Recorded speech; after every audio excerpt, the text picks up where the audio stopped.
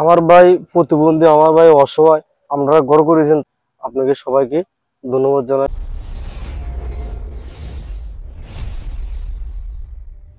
অবশেষে দাঁড়িয়ে গেল সবির আলমের ঘর। দর্শক, আপনাদেরকে আমরা এর আগে জানিয়েছিলাম সবির আলমের ঘর নির্মাণের উদ্যোগ নেওয়া হয়েছিল, বিভিন্ন মানুষের কাছ থেকে সাহায্যের আবেদন করেছিলাম। একটু একটু করে সাহায্য জড়ো হয়ে আজকে কিন্তু আমরা দৃশ্যমান দেখতে পাচ্ছি সবির আলমের ঘর কিন্তু দাঁড়িয়ে গেছে। দর্শক, আপনারা দেখতে পাচ্ছেন এখানে সবির আলমের ঘরের কিন্তু ঢালাই কাজ হয়ে গেছে, ওয়াল হয়ে গেছে। আপনাদের প্রত্যেকের সহযোগিতায় কিন্তু এটা সম্ভব হয়েছে। আমরা সেই সবির আলমের ঘরে আছি, যেই ঘরে রোদ ঢুকতো, বৃষ্টি ঢুকতো, কিছু মানবিক মানুষ সবির আলমকে নিয়েছে ভাড়া ঘরে এবং দিয়েছে একটি সুন্দর একটি বিল্ডিং ঘর। সবির আলমের জন্য মায়া করে যে এই উদ্যোগটি নিয়েছেন, মানুষের কাছে হাত পেতেছেন, তিনি হলো আমাদের মানবিক ডেন্টিস্ট আমজাদ হোসেন। সাংবাদিক আমজাদ হোসেনকে এখন আমরা আপনার সামনে হাজির করব।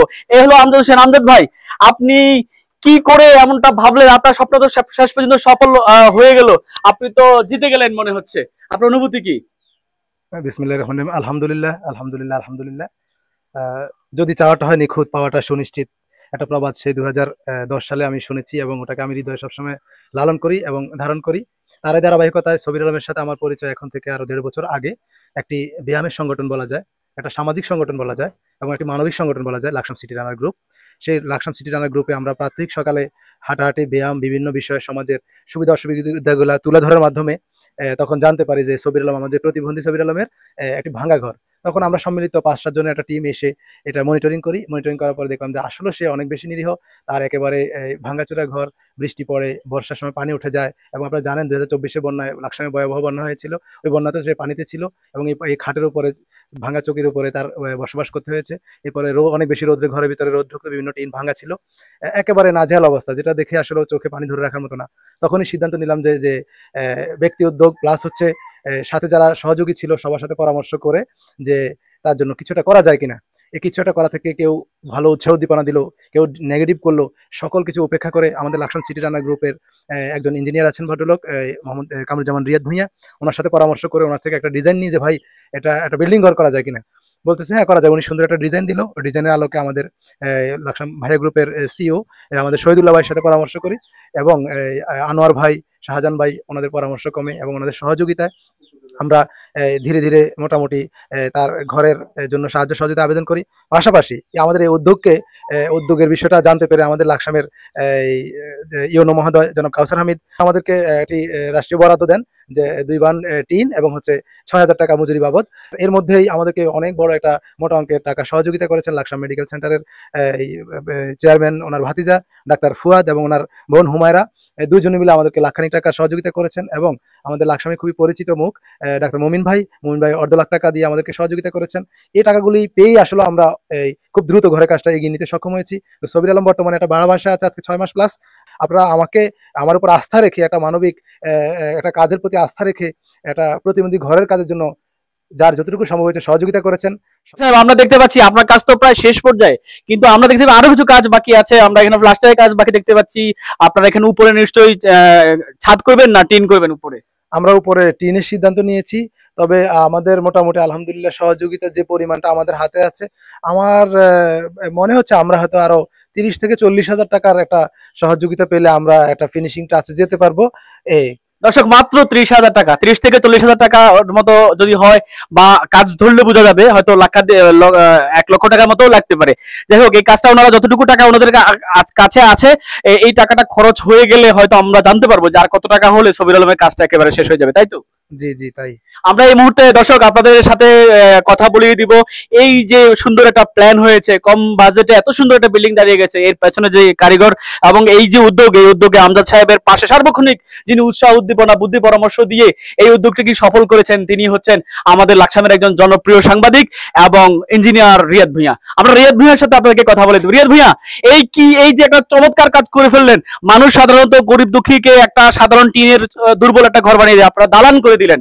এর পেছনে আপনারা উৎসাহ কিভাবে পেলেন? এই মহৎ কাজের বিষয়ে আপনারা কিভাবে সিদ্ধান্ত নিলেন, অনুপ্রেরণা পেলেন? আজকের এই সফলতা আপনার অনুভূতি কি? আসলে সর্বপ্রথম ধন্যবাদ জানাই আহ, সবাইকে। আমরা লাকসাম সিটি রানার্স গ্রুপ একটা সকালে নিয়মিত একটা সংগঠন। আমরা প্রতিদিন শরীর চর্চা এবং নিয়মিত হাঁটি। তো এটা হাঁটার পাশাপাশি আমরা অসহায় গরিব মানুষকে সাহায্য সহযোগিতা করে বিভিন্ন দিবসে এটা করি।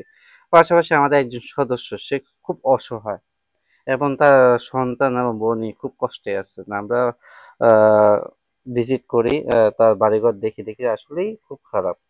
তখন আমরা কয়েকজন মিলে লাকসাম সিটি রানার্স গ্রুপে কয়েকজন মিলে আমরা সিদ্ধান্ত নিই তাকে কিছু একটা করে দেওয়া। তখন আমরা আমি এবং ডাক্তার আমজাদ সহ আরো কয়েকজন মিলে চিন্তা নিই না, আমরা সবাই সাথে সহযোগিতা করে সবাই মিলে, আমাদের পক্ষে একা সম্ভব না, যারা মানবিক কাজে আসবেন, যারা গরিব অসহায় মানুষকে সাহায্য করবে তাদের পাশে দাঁড়াবে, তো তাদেরকে জানাইছি, তারা আশ্বাস দিয়েছেন। তখন আমরা শুরু করি এটা। তার জায়গা অল্প, এক ডিসিমও নাই, অল্প জায়গার মধ্যে যতটুকু সম্ভব। প্রথমে সিদ্ধান্ত ছিল টিন ঘর, আমরা বলি না সামান্য একটু যদি খরচ করি তাহলে আমরা পুরো একটা সেমি পাকা ঘর হয়ে যায়। আল্লাহর রহমতে আজকে এই পর্যন্ত, আশা করি আর অল্প কয়েকদিনের মধ্যে আমরা এই ঘরটা কমপ্লিট করতে পারবো। এই সহযোগিতা খালি আমরা উদ্যোগ কয়েকজন নিয়েছি, কিন্তু সহযোগিতা সবার, আপনাদের সবার। কেউ টিউবওয়েলের কাজ করেছেন, কেউ আবার মোটরের কাজ, কেউ আবার টাঙ্কি দিয়েছে, এক একজন এক এক ভাবে সহযোগিতা করার কারণে আজকে আমাদের এই প্রচেষ্টা। তাই আমরা চেষ্টা করবো সবসময় যদি আপনারা আমাদের সাথে এইভাবে পাশে থাকুন, তাহলে আমরা এইভাবে গরিব দুঃখী মানুষের যারা খুব কষ্টে আছে তাদেরকে আমরা সহযোগিতা করার চেষ্টা করব। এবং সবাইকে ধন্যবাদ যারা এই সহযোগিতা, এই ঘরের পিছনে যারা অর্থ দিয়েছেন, শ্রম দিয়েছেন এবং বিভিন্নভাবে সহযোগিতা করেছেন, তাদেরকে আন্তরিকভাবে ধন্যবাদ জানাচ্ছি। এই সফলতার পরে যদি আপনাদের সামনে ভবিষ্যতে আর কোনো সুযোগ আসে, আর কোনো অসহায়কে যদি আপনাদের নজরে আসে, তাদেরকেও আপনারা হেল্প করার কোনো ইচ্ছা আছে কিনা আপনাদের? ইনশাল্লাহ, আল্লাহ যদি চায়, আমাদেরকে যদি তৌফিক দেয়, ইনশাল্লাহ আমরা এই অব্যাহত রেখে যাব। দর্শক, আপনারা থাকবেন ডাক্তারের সাথে এবং ইঞ্জিনিয়ারের সাথে। ডাক্তার যা বললো এবং ইঞ্জিনিয়ার সাহেব যা বললো আপনারা তো শুনতেই পেলেন। এই ওনাদের প্রতি যদি আপনারা আস্থা রাখেন, তাহলে গরিব দুঃখী অসহায় যারা মানুষ আছে এদের কিন্তু থাকার ব্যবস্থা হবে। শুধু ব্যবস্থা না, খুব ভালো ব্যবস্থা হবে। আপনারা দেখতে পাচ্ছেন একজন অসহায় প্রতিবন্ধী সে কিন্তু এখন বিল্ডিং ঘরে থাকতে পারবে, সে একটা দালানে থাকতে পারবে, যেটা সে মৃত্যুর আগ পর্যন্ত অর্জন করা তার পক্ষে কখনোই সে ভাবতেও পারেনি। এটা হওয়ার কথা ছিল না, যেটা হওয়ার কথা নয় সেটাই করে দেখালেন আমাদের মানবিক ইঞ্জিনিয়ার রিয়াদ ভুঁইয়া এবং মানবিক ডাক্তার ডেন্টিস্ট আমজাদ হোসেন। আপনারা সবাই ওনাদের পাশে থাকবেন, সবির আলমের পাশে থাকবেন। পরবর্তীতে দেখা হবে অন্য কোনো পর্বে, বিশেষ করে সবির আলমের অন্য কোনো সহযোগিতায় কিংবা অন্য কারো কোনো সহযোগিতার বিষয় যদি আমাদের নজরে আসে, আপনাদের সামনে হাজির হবে দর্শক।